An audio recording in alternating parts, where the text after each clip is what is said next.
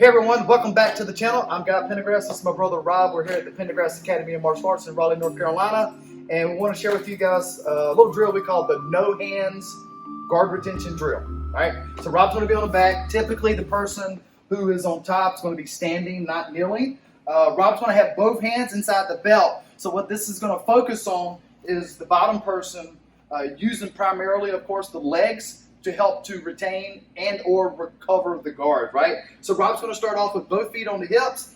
Let's talk about this first. Where do you put your feet if you're going to only use your feet or your legs in order to retain the guard, right? So Rob has the line of my shoulders, the line of my hips, and the line of my knees typically. That includes both inside and outside positions. So if his feet are on my biceps, technically he can loop. If I grab his pants, he can circle to the inside or he can circle to the outside, lasso-ish kind of position.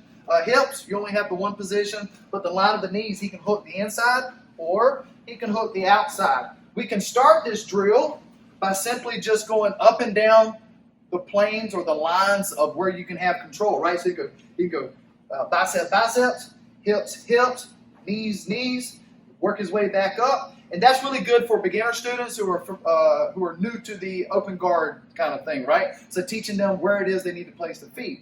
Once they get proficient at that and they don't have to think too hard about where it is their feet should be going, then we're going to start walking around. Rob's going to use his feet to kind of work that open guard scenario. Can't use the hands.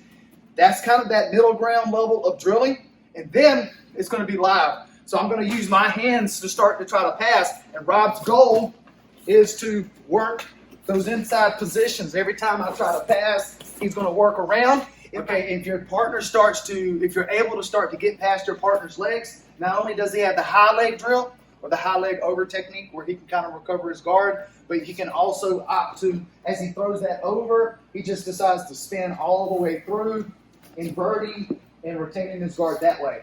Either way, he's not using his hands at all. So one more time, Rob's laying down, he's got both hands inside the belt. You can do a variation where this is like the more advanced level where you can't use either hands. Technically, he could take one hand out and he's able to use one hand. He only has the one hand that's stuck in there that he's not allowed to use. But in this scenario, we're using both hands.